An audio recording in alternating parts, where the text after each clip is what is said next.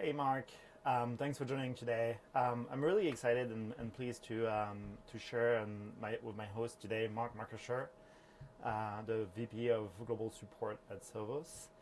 How we basically take an AI project from conception to production. But Mark, would you take a few minutes to introduce yourself? Yeah, sure. Good morning. Thanks for having me. Good to be with you. Thanks for the invite. So yeah, as you said, Mark Mckercher, I'm the VP of Global Support for Sovos. We are a large SaaS tax compliance business. Been here for just under 2 years, leading this function. I've been in the customer experience space for well over 20 years now, working for some of the big technology companies like Google, Amazon. Most recently, before Sovos, I was at Roku. And most of my experience is related to building out optimized kind of labor arbitrage. But more recently, in the last 5 or 10 years, it's been much more focused on using technology versus BPO, for example, to drive improved customer experience, but also drive better margin and better costs for the business. That's kind of been my goal here at Sovos. Thank you. Thanks for the intro. So when you joined Sovos, what basically 2 years ago AI was getting to a point of maturity, and all the buzz and all those things that we hear about today. How did it came on your plate, and where did it get started at Sovos and your function specifically? Where did you find the trigger to get AI going?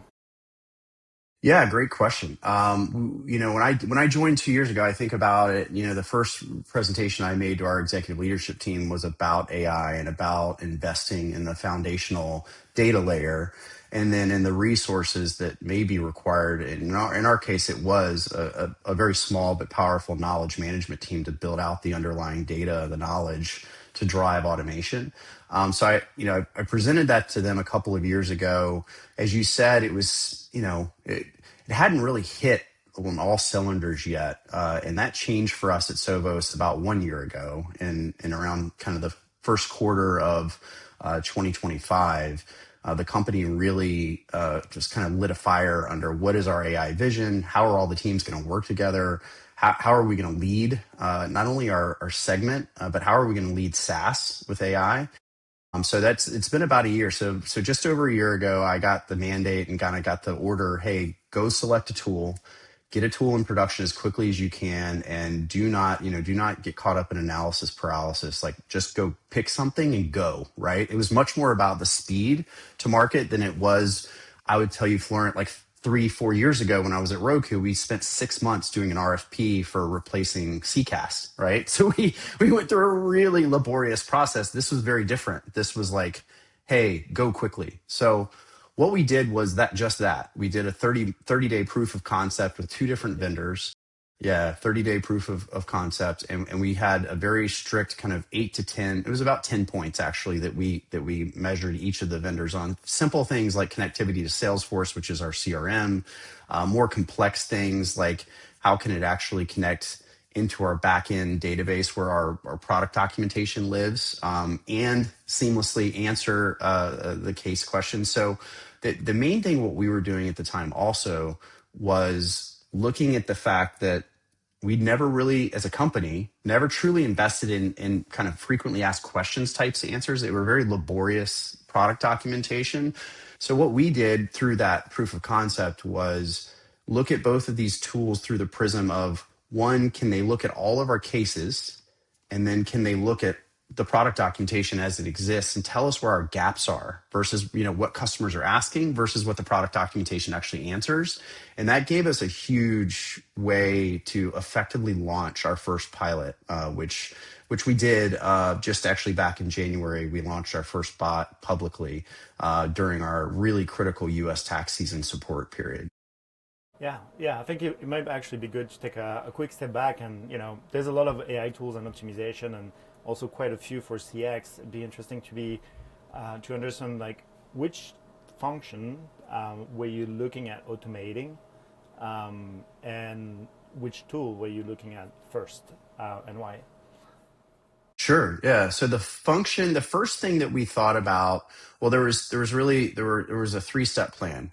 the first thing that we thought about was knowledge generation.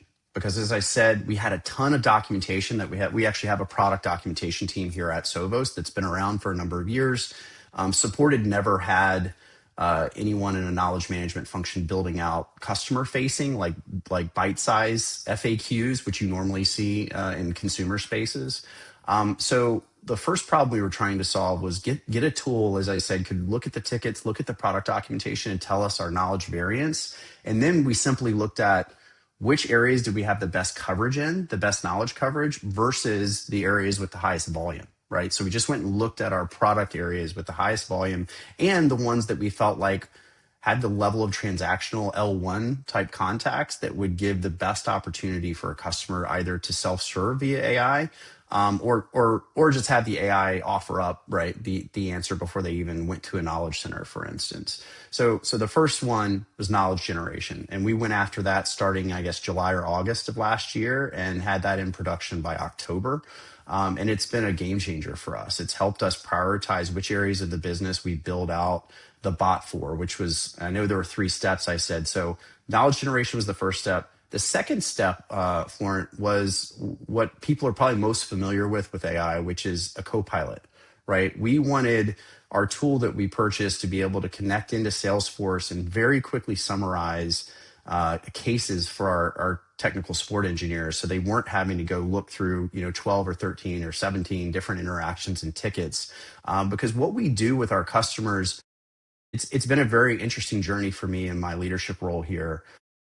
I'm much more familiar with transactional, quick type contacts. Like at Roku, we did a lot of refunds and we did cancellation of subscriptions via Roku Pay. And so that's a very quick transactional type contact. Here at Sovos, there may be questions about why a tax authority is operating in a certain way and how that affects a customer's environment, right? It can get very, very complicated. So that co-pilot piece was a really critical second step for us because it's the same thing we all use co-pilots today for in our emails and everywhere else. We need a very quick summary of what's going on to be more efficient.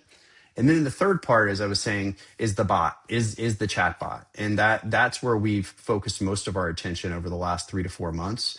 And excitingly enough, we've got it launched with we actually just have it just last week. We have 5 different products live with it, and it covers about 60% of our total volume. Amazing. Well, I mean, clearly, there's a lot of preparation ahead when you plan for deployments. You're one of the few that have successfully deployed AI and some of the automation. So yeah, if you look at all the project and the AI project now, there's a lot of people that are a bit naysayer saying oh, AI project just fails, they don't go to productions. Right. You've been successful. I'd love to understand when you evaluated those tools, there's a lot of marketing, a lot of noise out there, a lot of promises as well. But love to understand during your evaluation process, specifically the success criteria you were looking at and connecting to the different systems you had today. But would love to understand how you differentiate between some of the marketing kind of approach tools versus the one that actually can do the job. Yeah, no, that's a great question. And that's actually, I'm glad you said that because it's one of the key challenges we face in a very quick, I wouldn't even call it a request for proposal. We just did a very quick assessment. We had 2 companies. One was recommended by our private equity owner, and then another one we'd had some familiarity with from prior conversations in the prior year. And, essentially to your point, what we learned is there is a ton of marketing. There's a lot, what we've learned, frankly, through even buying the tool we bought was there's a tremendous amount of potential and aspiration in what's being sold. And not necessarily, in a lot of cases, it's not because the vendor or the AI company is trying to be disingenuous or they're malicious in any way. It's just you and I talked about this more recently. It's just this complexity of support has so many upstream dependencies, right? We're dependent upon how product development, all of the customer-facing professional services and managed services functions operate with customers. And if we're not in lockstep, then it can get very messy. But to answer your question, when we went and looked at these 2 vendors, we came up, as I said, who can connect to Salesforce most seamlessly, who can connect to our backend, who can. One of our key differentiators and why we chose the product we did was it could very seamlessly out of the box do this knowledge gap generation that was going to help us know where to invest human capital to build out knowledge articles to continuously, build this virtuous cycle so customers could be helped via bots, right? So that was one key one. Another one was we fundamentally made based upon kind of the background of the company. And what I mean by that is the company we selected had two co-founders who had been in the software and automation space for 15, 20 years, right? They'd both launched bots at places like SAP and ServiceNow. So they'd seen what kind of bad looked like 10 years ago, right? Like they'd literally done it themselves, right? And they had really good ways of articulating to us as we were trying to explain to them all of our sort of data challenges and all of our kind of like organizational challenges to drive a great experience that's seamless for customers. Because again, at Sovos, you could be a customer in a project phase with pro services, but also be working with support on a different country. For example, like you might be live in Romania, but you actually are still in a project phase in Poland. That happens from time to time. So if those connectivities aren't there internally, then the whole experience of automation can get thrown off. So the founders were a big part of that for us, and I will tell you, it's been an interesting journey, right? It's definitely not been seamless, but what I would say is we've been overall, for the most part, very happy because what we learned is by choosing a smaller partner, we've actually that knowledge gap generation piece I was telling you about. We actually drove how they built that out for a whole bunch of other customers because other customers hadn't used that before. So what I found was actually having a smaller founder-based company that had some experience doing bots years ago that were not as clean as they can be today was helpful, but also they were open to our feedback we have twice weekly meetings with them about the actual efficacy of our product with them, and what's next, right? So I think those are really key things I would Yeah. So mention. you were basically as a design partner with and working closely with the founders on that particular. Yeah, absolutely. And I mean, not the Copilot piece they had baked, right? That was something they'd done for a couple of years for quite a few clients, but the knowledge gap generation was not. And the other pieces we found out as we went live, they'd done. This is another thing I don't know if it's a warning, but it's something to be aware of if you're an operator. We found out after we were going forward with our first chatbot that they'd actually never implemented it with Salesforce. They'd only done it with Zendesk. So, I mean, that at the highest level, it's like, oh, whatever. It's Salesforce, Zendesk. What's the difference? Well, like there's a big difference when you have years of kind of, I would say just sort of like things piled on top of each other. And again, that's just internally because we have all these different rules and mechanisms that we use in Salesforce. So that was a key learning as well. And how would you say, for a person like you, VP of global support, when you get mandated, as you mentioned, to go for, hey, let's look at tools and AI, um, you know, in such a short amount of time, you manage to go from like having nothing to having an agent that deflects and contain a lot of customer requests across potentially different countries. Um, Companies usually have kind of like the same um, structure in terms of like having data siloed and in Salesforce and other systems and also through acquisition and external growth and other things. Um, it, how would you what would you recommend for a leader in the same space to approach this after going through the journey from Yeah. like, hey, 6 months ago I was told or requested or asked, mandated to go have an AI agent that does X, Y, and Z. But hmm under the hood, you looked at it and you're like, wow, okay, there's a bigger project here. Right. Right. Yeah. That's a great question. It's an in-depth question. So I'll try and make it brief and clear. The first thing I would mention is org design, right? How do you think about your organization? Because when I joined the company 2 years ago, at the fault of no one, we were just a bunch of operators within support who had right? Like each technical support engineer, depending on where they sat in the world, I would tell you had 4 to 5 different roles they played, and depending upon the urgency or priority of issues, it would shift what they were focused on day in and day out. So we had a bunch of generalists that knew how to help customers generally, but we had no one focused on automation, AI, governance, any of those types of things. So we very intentionally reorganized ourselves about a year ago, right after we went and did that proof of concept for the AI tool. And I promoted someone up into his role is senior director of AI and governance. His whole focus here at Sovos went from being, looking at incidents and looking at the hottest tickets and like doing voice of the customer and just doing general support to focusing exclusively on how do we harness this technology to the best of our ability. He has about 6 or 7 people, I think, now under him around the world that are supporting that endeavor. And then we have about 5 or 6 contractors that do knowledge management work specifically. So org design was a big thing. It's still a very small slice versus the overall size of the organization. I think we have 300 people today, and our AI and governance team is under 10, right? The majority of our team is still thinking about human delivery, but I think that is going to switch, and maybe we'll talk about that later in the conversation. But so I think org design is a big one.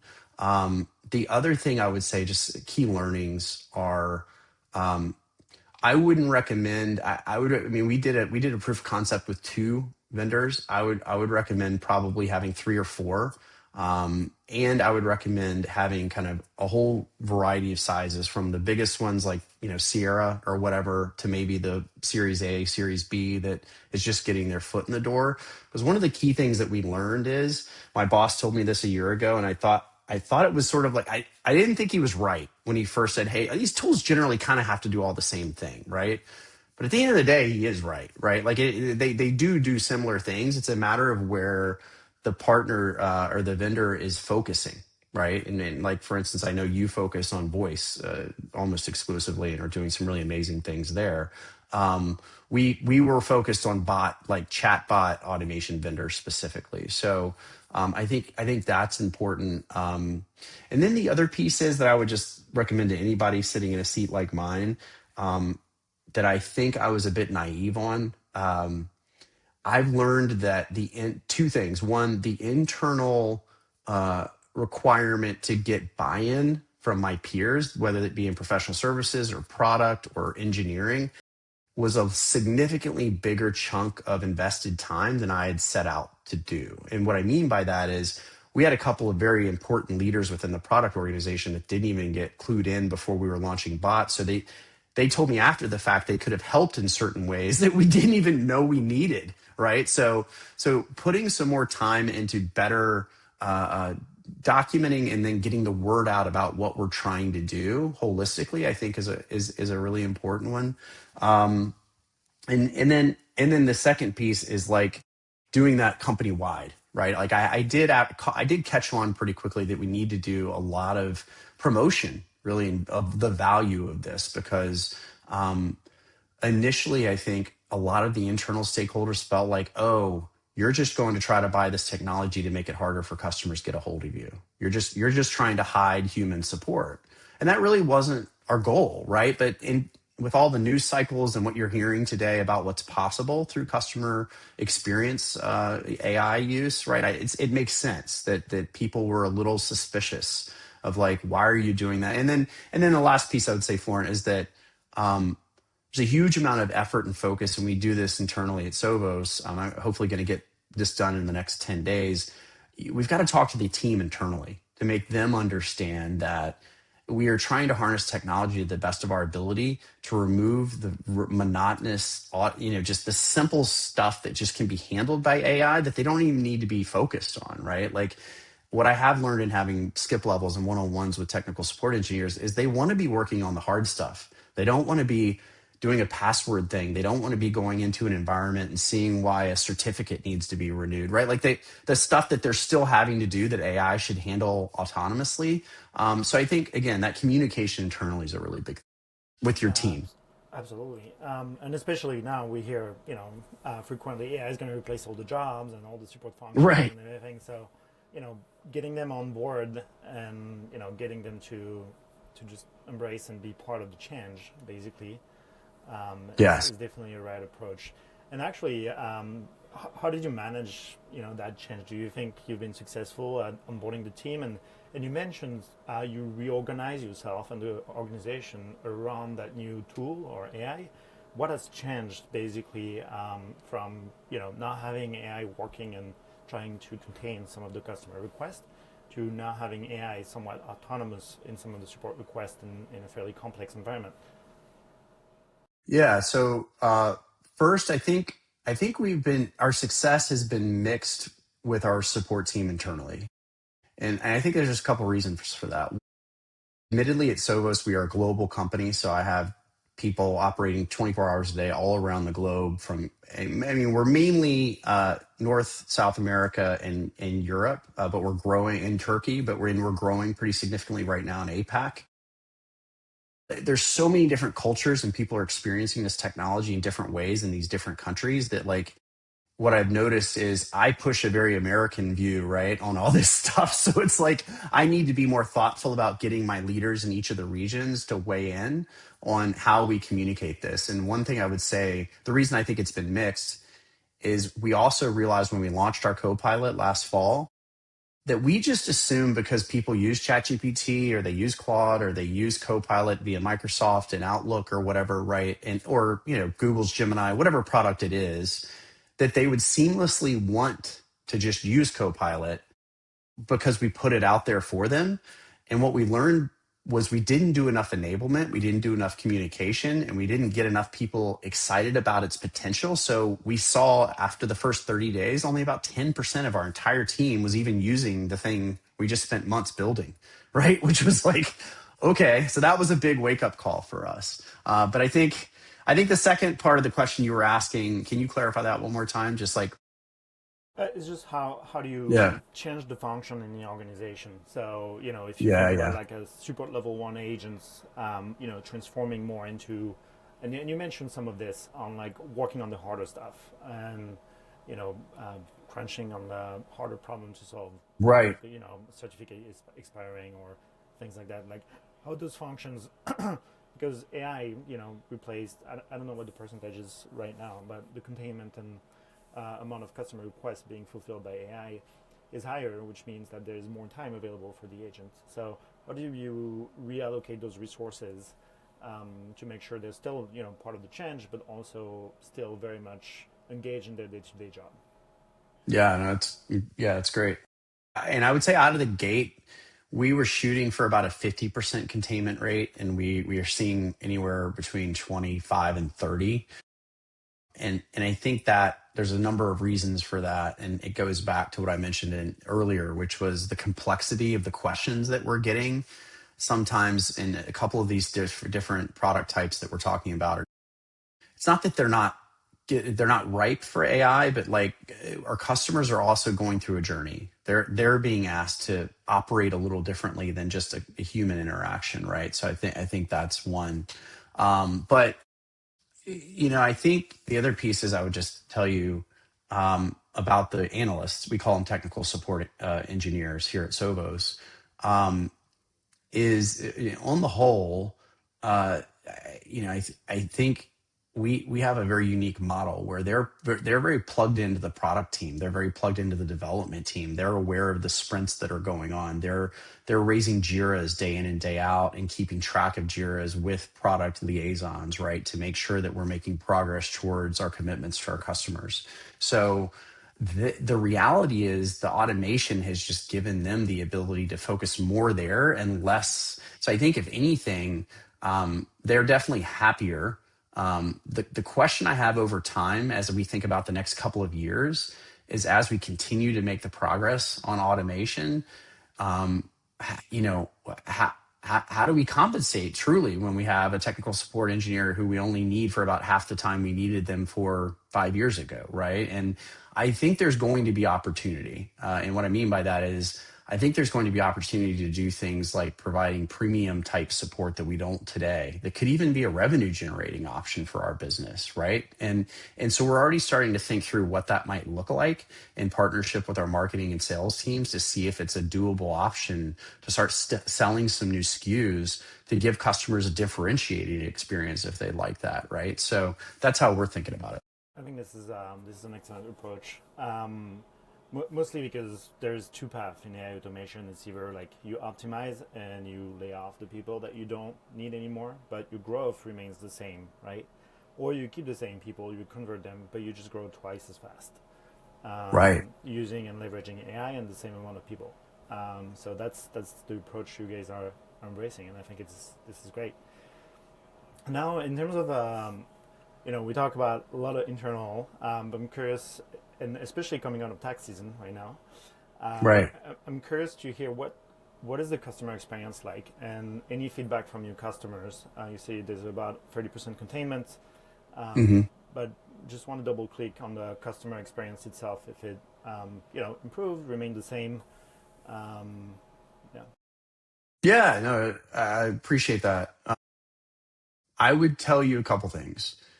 I think it depends on the demographic of the customer. I think for the whole, our customers have been pretty happy. But what we learned through this tax season, I actually just reported it to my boss late last week for a board presentation in a couple of weeks.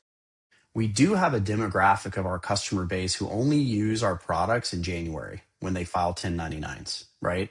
So they have no interaction all year with our product, and then they show up they show up in January, and maybe it's a new person at this company trying to utilize our product, and they want, and by the way, when you're trying to file taxes, and I'm sure you do it, we all do it, you want quick response and you want somebody to hold your hand a little bit. So a key learning we had was we may want to offer voice again next January because we removed it this past January to really get a sense of what the bot technology could do. And as you said, it was about a 30% containment rate.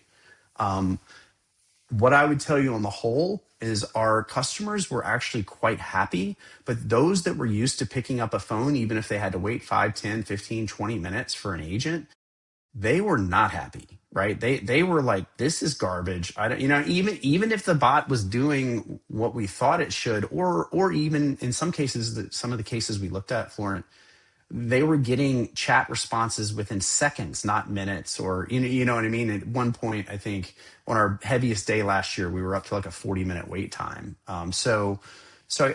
It's hard to say. It's a little early for us also because our biggest products in Latin America with Spanish, we just launched about 2 weeks ago. So we'll have to talk again and soon, and I'll let you know kind of the results there.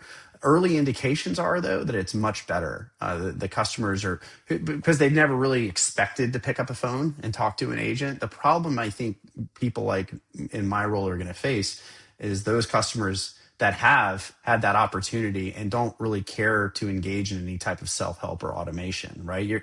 That's a hard thing to overcome, right? You think back to I know you hear it a lot, like what was it? People call into the IVR and just scream agent, right? The whole time. They don't even give the thing a chance. It's the same idea, right? So Yeah.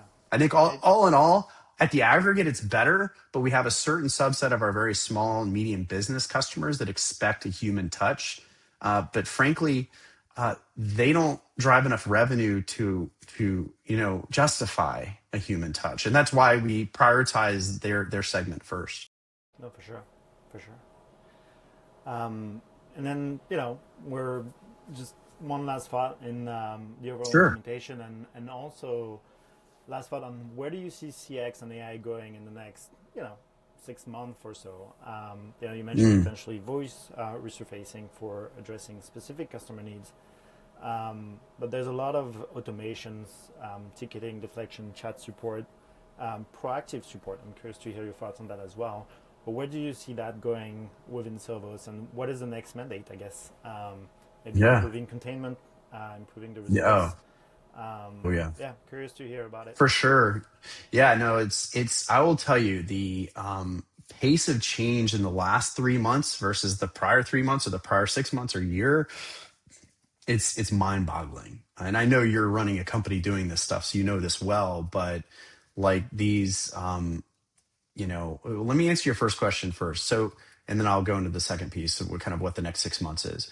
You're right. The mandate is get that containment rate up, get to a point where get it to 50. I mean, as I said, our initial goal was to eliminate human support for L1 up to 50% of our L1 volume, which is a pretty audacious goal when you didn't even have a knowledge center like a year ago, right? And I think we're about 60% of our way to that goal, and we may hit it this quarter, we may not, but we're going to keep that goal regardless. Leadership, our executive leadership, our board expects us to drive higher levels of containment, and similarly, higher levels are comparable CSAT, right? We cannot be driving the experience down while we drive containment up. So those are our primary things we're thinking about right now.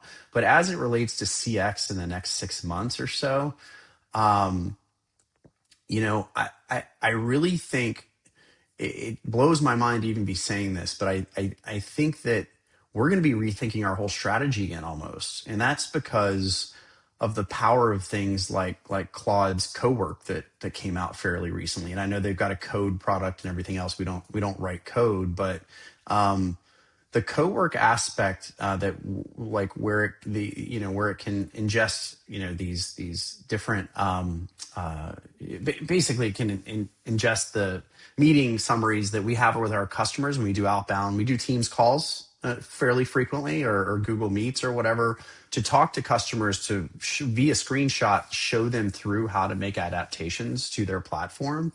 Like if we're able to optimize, which I think is very reasonable to do via some of our internal tooling, it seems like our dependence on these external tools that we've already invested in for Copilot and chat is going to wane. So I'm very fascinated to see what that looks like. Just really excited to share. We were given authority and funded to hire an analytics leader who has been with me for less than 2 months, and what he's been able to deliver using Claude has been mind-boggling about what we're doing in the tickets and what the product and the JIRAs that we're opening on a day-to-day basis, how that all interacts, and what the actual sentiment and the outcomes that we could actually improve for our customers. I don't know if I'm even smart enough to even talk about it, but it is significant. Do you know what I mean? Like it is exponentially more powerful than anything I could have told you I even understood a year ago. So it's hard to even say 6 months from now what that looks like. And the main thing, my message to my whole team is just buckle in and be a part of the journey. Like if you try and push back and just go sit in your silo in the corner and do the thing you've always done, that's when AI will replace you. But if you're willing to at least like buckle in and try and understand what just, for me, and I'll close with this point, and like for me, I've just started using, I'm uploading transcriptions into Claude Cowork and using that to build the types of presentations and documents, 5 years ago would take me hours and hours to do just seamlessly. And there may be a little bit of editing, but for the most part, it's almost done when it's produced, right? So that makes it hard for me to really say 6 months or a year from now what the potential is, but it's significant. It's impossible. Just coming out of Right. a conference where I listened to a lot of AI leaders, I think no one has a crystal ball. Maybe you Right. could just finish on one last point. You mentioned maybe CX is not going to be so much of a cost center, but an opportunity for a revenue generating organization. Yes. Curious to see how AI potentially can help you with this, and how do you see that transforming the support organization, the customer experience organization, into something that will be revenue generating? Yeah, that's what I'm putting a lot of thought into right now, as you can imagine. I know most people that have listened to this and that you're well aware, your leverage at the table at the executive level and at the board changes when you're bringing in revenue, Yeah. right? And I've sat in a seat most of my career where that's just not what we are, right? We're reactive. We're fundamentally, I hate using the term, but we're a cost center, right? We're usually a necessary cost center. But it changes the whole dialogue when you're coming to the table and say, hey, based on this efficiency, as you said earlier, let's say we have 100 people, as opposed to laying off 50 and keeping 50. If we keep 100, here's what we could go and do to drive even higher levels of engagement, which we can then create this virtuous cycle of higher levels of renewal and then better top line growth. the thing I'm going to be thinking about, and what we are thinking about as a company right now, we're investing in it actually in the first part of our new fiscal year starting in July, is this whole notion of how does my team work cross-functionally with the customer success team, the technical account management team, and the renewals team to drive this motion where we have a ton of upstream signals so that if a customer at all looks risky to us versus just having Excel sheets where you make calls and say, hey, how you feeling today? Are you using our product? Like using AI and automation to build this, like I said, it's sort of a virtuous cycle so that I'm alerting my support engineers in real time that a ticket they just got is a customer that is one up for renewal, say in 3, 6 months. Two, they're a yellow on the scale of are they at risk? And three, here are some things we know we can do to change their level of apprehension about challenges they may be having. I think that's game changing, right? And once we're able to actually validate and look at the true investment of what that is, right, and understand what the ROI is on that, I think that changes everything. And that's what I'm really excited about because that is when support is no longer going to be just that cost center place and like, hey, they are actually driving an experience and an outcome that drives revenue. So really excited about. Yeah, thanks so much, Mark, for your time today. It was a great Yeah, pleasure having you. We can. I'm just gonna stop the recording right now. great to see you.